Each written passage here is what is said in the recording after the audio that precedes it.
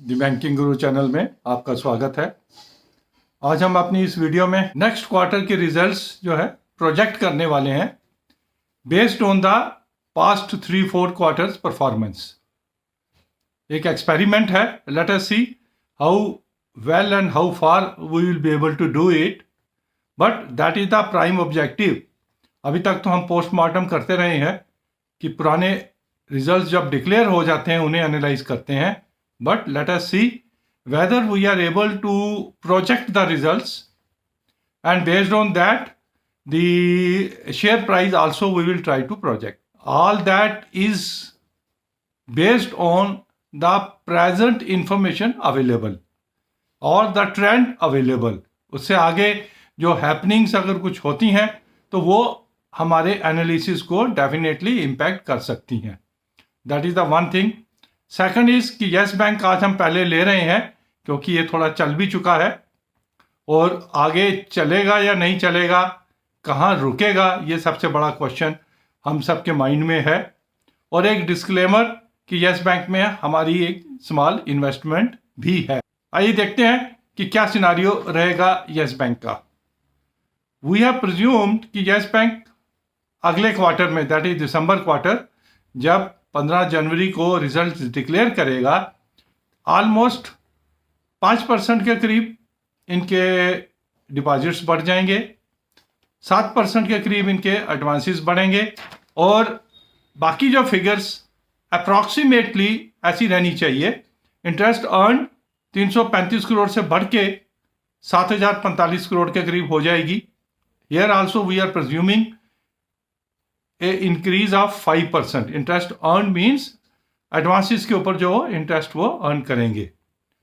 Other income में हम कोई बहुत ज़्यादा चेंजेस नहीं कर रहे हैं। लास्ट क्वार्टर में 68 करोड़ की इंक्रीज थी, 70 करोड़ की इंक्रीज मान के चलें तो 1279 की इनकी अदर इनकम होगी और total income will be 8304। Interest expanded, जो डिपॉजिट्स पे इंटरेस्ट देंगे, इवन 5% की इंक्रीज के ऊपर हम जो कॉस्ट बढ़ के आएगी वो 7% के करीब ले रहे हैं कि हायर रेट्स के ऊपर इन्हें डिपॉजिट्स लेने पड़ेंगे because of the liquidity crunch तो नहीं कहूंगा, squeeze in the liquidity.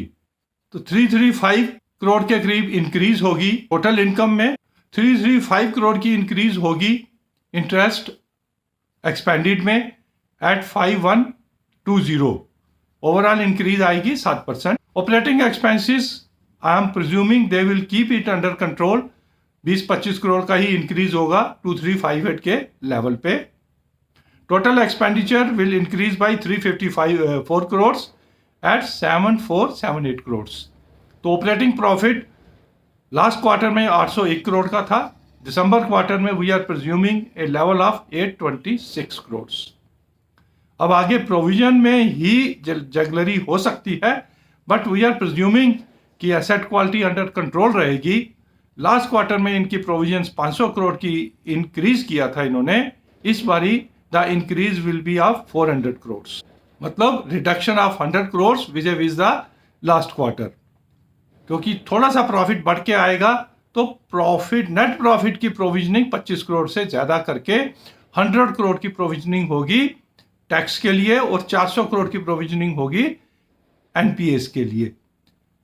And overall the net profit will be at 326 crores against 225 crores last quarter. Increase mainly provisioning jugglery से आएगी, it can go either way. And the NPS about 100 crore से increase हम presume करके चल रहे हैं at 4419 level and net level also about 100 crores का presumptions at 1985 level. Percentage wise gross NPA 2% and net NPA 1%। PCR जो 56% है increase होके 58% के करीब हम मान के चल रहे हैं। यील्ड ऑन एडवांसेस 10.1% से इंक्रीज होके 10.2% एंड कॉस्ट ऑफ फंड्स 6.3% से इंक्रीज होके 5%। तो ये हमारी प्रिजम्पशंस फिगर्स पे। अब अगर शेयर की बात करें, 17 रुपये से चल के ऑलरेडी 19 रुपये पहुंच चुका है। प्राइस अर्निंग 17 रुपये पे जब था तो पीई रेशियो थी 69। प्राइस अर्निंग अगर 326 करोड़ का जो हम प्रॉफिट प्रज्यूम कर रहे हैं उसको एनुलाइज करते हैं 326 इंटू 4 करके, तो और उसको डिवाइड करते हैं प्रज्यूमिंग की rate will be at somewhere near 25, तो पीई रेशियो आती है 52 की। Current PE ratio is 69। 326 crore के प्रॉफिट पे PE ratio will be 52 even if this PE ratio is high, लेकिन फिर भी 24-25 का रेट बाय द टाइम दिसंबर क्वार्टर रिजल्ट्स जब डिक्लेयर किए जाएंगे तो we are expecting, unless and until कोई नेगेटिव फीचर एसेट क्वालिटी पे कोई ना हो, तो ये रेट हो सकता है। जो करंट न्यूज़ चल रही है कि जेसी फ्लावर से 120 करोड़ की रिकवरी हो गई, उसके बारे में हमने ऑलरेडी एक वीडियो बनाया था जिसमें हमने कहा था कि क्या 48,000 करोड़ की इनकम मान के चलें। आप उसका सेपरेटली जो वीडियो है आप उसको देख सकते हैं टू अंडरस्टैंड कि जो एनपीए इन्होंने जेसी फ्लावर को ट्रांसफ़र किए थे उसकी रिकवरी जब होगी तो किस लेवल पे यस बैंक को बेनिफिट हो सकता है और किस लेवल पे वो एट पार रह सकते हैं। तो लेट अस होप कि we will be somewhere near the actual figures when these will be coming, and ध्यान रहे कि this is only a presumption based on the current scenario. Any change in the scenario at the micro or macro level will change our presumptions also.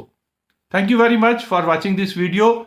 We will be waiting for your responses कि क्या based on this effort क्या बाकी बैंकों के भी हमें quarterly results project करने चाहिए अगले क्वार्टर के लिए, या we should keep our analysis to the actual figures जो क्वार्टरली की हम एनालाइज करते हैं। Thank you for watching this video.